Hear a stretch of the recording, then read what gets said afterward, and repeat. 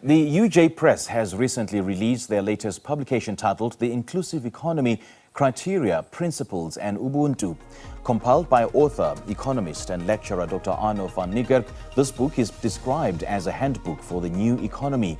This book also details the link between economic inequality and exclusion caused by some of its structural features. Dr. van Niekerk joins us now via Zoom to discuss this book further. Dr. van Niekerk, a very good morning. Thank you so much for joining us. Welcome. Good morning, Simphize. Good to have you on the show this morning, Dr. van Niekerk. First of all, give us a brief description of what the inclusive economy is all about. Yeah, so the inclusive economy is an economy driven by inclusive growth for the purpose of yielding genuine economic progress and also developing equality of opportunity and also broader well-being, not just for people, but also for the planet. So it's really about rebalancing and recalibrating the economy so that we develop a much more sustainable economy, but also an economy that provides true economic empowerment for the bottom part of our society. Now, do unpack for us, if you can, this missing link that is said to be at the center of today's capitalism.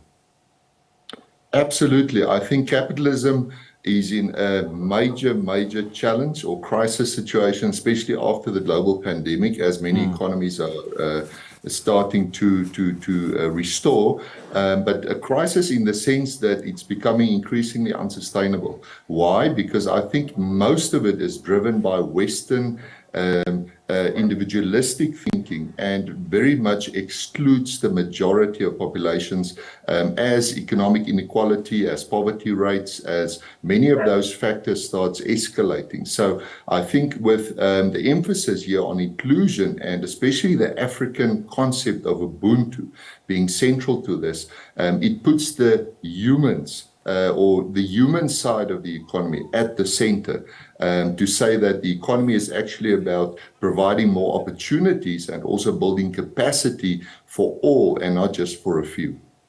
Now, the book's foreword is written by Philip Molefe, and you're also in conversation with him at its launch earlier this month, yeah? Tell us more about this.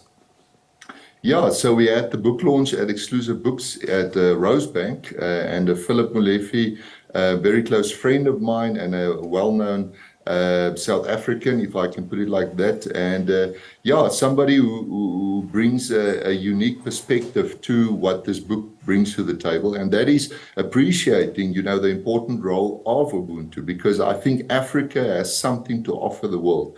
And this is something that Philip emphasizes in many ways, but we had good conversations about this. And I think the challenge is Ubuntu has never been able to be put into an economic value context, adding a new value in terms of how we develop the economy, how economic growth takes place. And with this book, the emphasis is really to bring the collective consciousness, that which, brings a broader understanding of how economic progress can take place in society through Ubuntu, right to the center stage. And I think that is important because Africa has something very important to provide to the world. And this is something that Phil Molefe also emphasized, and we fully agree that now it's a time for Africa to rise with Ubuntu principles at the very center of how we restructure our economy. And speaking of Ubuntu, just talk to us about how this book aims to, sort of restore the equilibrium in the economy based on the old African principle of Ubuntu. Yeah, so I think there's a disequilibrium in the economy, as the international economist, I can tell you, with more increased economic interdependencies through globalization and all the, basically the world becoming a smaller place, a global village. But on the other hand, increased economic exclusion. That's what's causing this disequilibrium in the economy. So with recalibrating the economy through Ubuntu, we are saying that economic progress should be on par with social equity and ecological parity.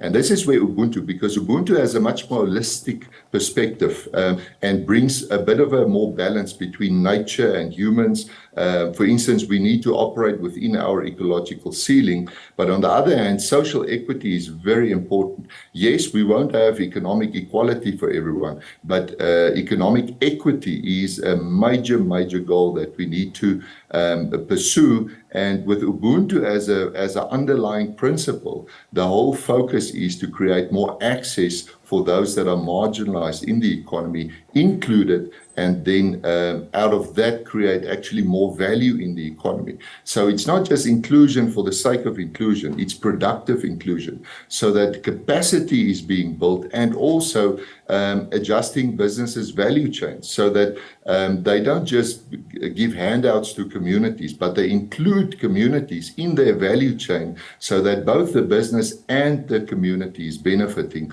and therefore you create win-win situations through transformative partnerships. Now, you mention Ubuntu, you also mention economic equity, and in the same breath, are you also of the same school of thought that the concept of like growth will trickle down to the masses, the most disadvantaged, is fundamentally flawed? Do you subscribe to this school of thought? It is, and actually in the book I expose that very thing, that weakness of capitalism, because it's not happening. There is no trickle-down effect to the extent that it should, or it overpromises and underdelivers. So my approach in this is to move away from this hierarchical approach to the economy and put a more networked approach in place. And in a sense, what I do with the proposals in the book is emphasize that we need to decentralize the economy so that the elite is not benefiting at the expense of the majority.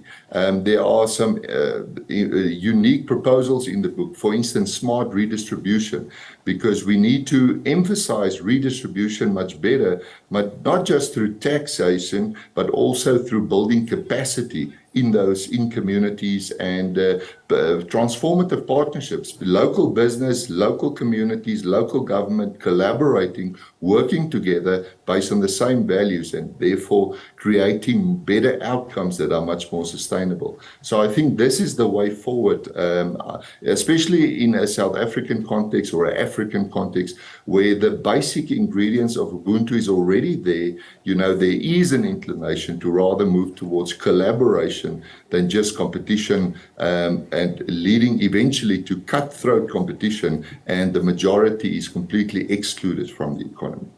And how do we know if we're making progress towards an inclusive economy? Well, there are a number of factors that indicate this. So, and the one is inclusive growth. So we need inclusive growth in the context of making sure that people are included both in the process of creating growth and in the outcome of growth. Another indicator, for instance, is the genuine progress indicator, the GPI, that I've indicated in the book as a better measure of economic well-being than just GDP per capita. Other ways are including people in a collaborative economy, and also there is a concept of a circular economy where we actually learn from nature, because as the economy is an ecosystem, so we can learn from nature's ecosystem. And as we align these two frameworks, we know we are moving towards better inclusion. So again, inclusion for the sake of sustainability, and then of course policies in place, and also inclusive institutions, so as to stimulate this inclusion. So you've got a macro dynamic as well as a micro dynamic collaborating to facilitate better inclusion so that productive capacity can increase in the economy. Dr. van Niekerk, great chatting to you. Thank you so much for sharing your thoughts with us. Thank you so much. Well, that was author, economist and lecturer Dr. Arno van Niekerk, and we've been discussing his new book published through the UJ Press, titled The Inclusive Economy.